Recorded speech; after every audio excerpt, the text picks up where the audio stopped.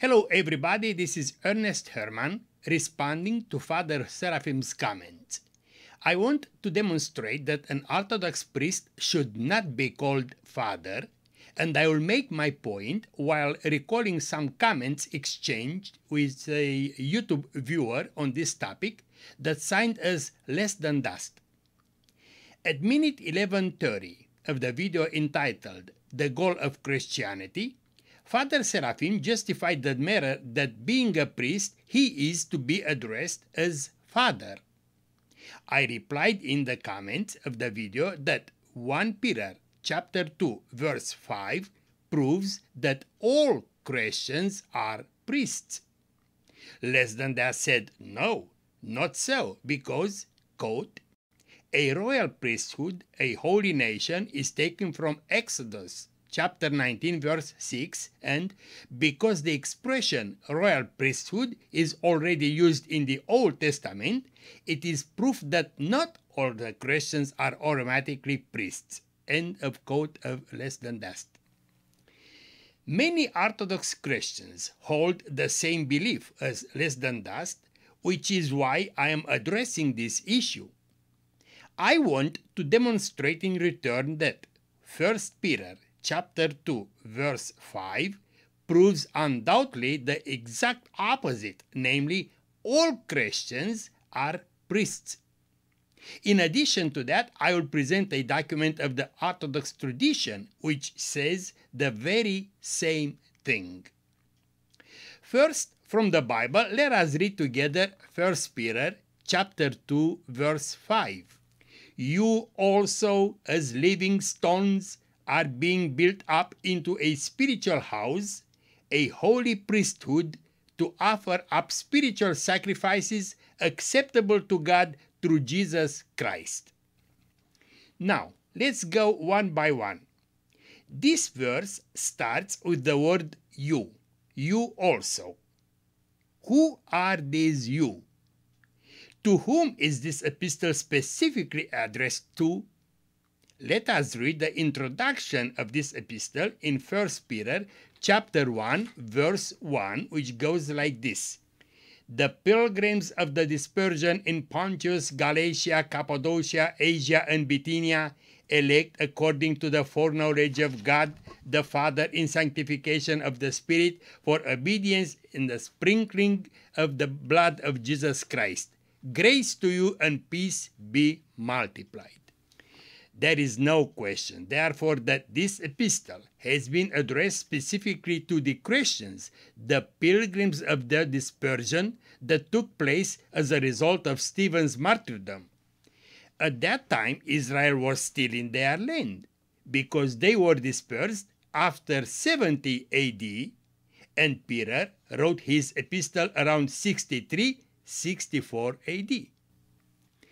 Second, we have these pilgrims identified as elect according to God the Father in sanctification of the Spirit and sprinkling of the blood of Jesus Christ.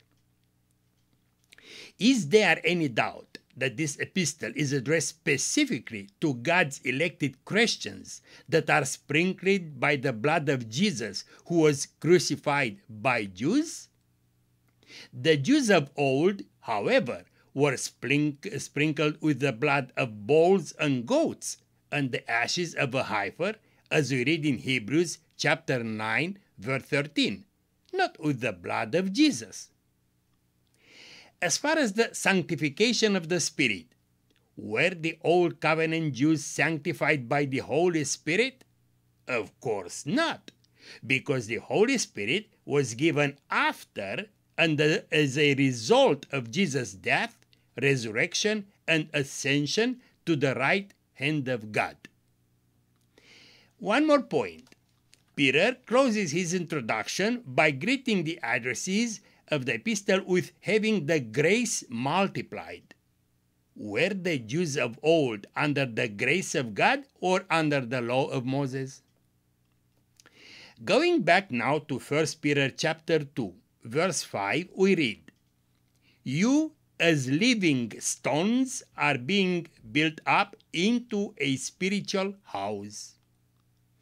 Israel of old had a house made up of bricks and stones. There was a great temple. However, it was made of dead stones. There is nowhere in the entire Bible where Israel of old is ever called a spiritual house or living stones. We, Christians, yes, we are the house of God, as we read in Hebrews chapter 3, verse 5, made of living stones, we, those that are saved by grace and born again of God through Jesus' sacrifice. In the Orthodox Study Bible, at the bottom of page 1656, there is a note that says, "whose house we are," referring to us, Christians amongst the Gentiles. Yes, the Bible verse from 1 Peter chapter 2, verse 5 is addressed to us because, as the Orthodox Study Bible stated it itself, we are the house of God, not the Old Covenant Jews. We Christians are called to offer spiritual sacrifices, not like the Jews who brought animal sacrifices. And we bring them through Jesus Christ, not like the Jews through the law of Moses.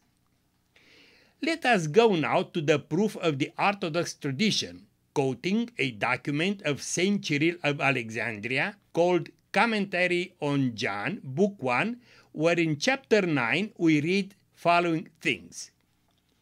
"And Israel shall hear, O sinful nation, a people laden with iniquity, a seed of evildoers, children that are corrupters. They have forsaken the Lord. They have provoked the Holy One of Israel unto anger."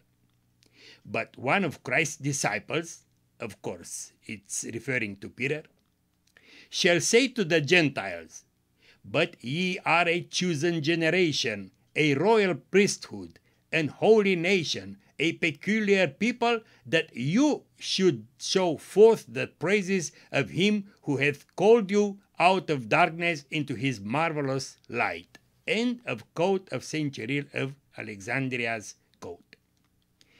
What else can we say? Both the Bible and the Orthodox tradition stated it clear as day and night that yes, we the Christians amongst Gentiles, we all are living stones made up priests by God. As far as the other comment of Father Seraphim, yes, it is true.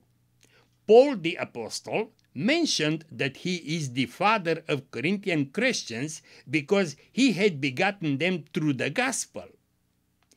I want to make a couple points here. First, Paul did actually beget those Christians as Christians through his own preaching with his mouth to them. Question: did you, Father Seraphim, or any other Orthodox priest beget the Christians in your parish by preaching the gospel with your own mouth to them? Did you bring them to Christ like Paul brought to Christ the Christians from Corinth? And secondly, even though Paul did actually preach the gospel to the Corinthians and he begat them through the gospel, there is nowhere in the New Testament any instructions from him or from any other apostle, neither from Jesus Christ, to call anybody father except God. Same with Peter. In 1 Peter chapter 5, verse 1, we hear Peter recommending himself to the elders of the church as a, quote, fellow elder and the witness of the suffering of Christ and the partaker of the glory that will be revealed. So if Peter, Jesus' apostle, don't impose anybody to call him father, but he calls himself a fellow, a witness of Christ, a partaker, who else can pretend to be addressed as father? I will stop here for today, and I am very anxious to hear the opinion of anybody in this regard. I need to learn continually myself so please help me.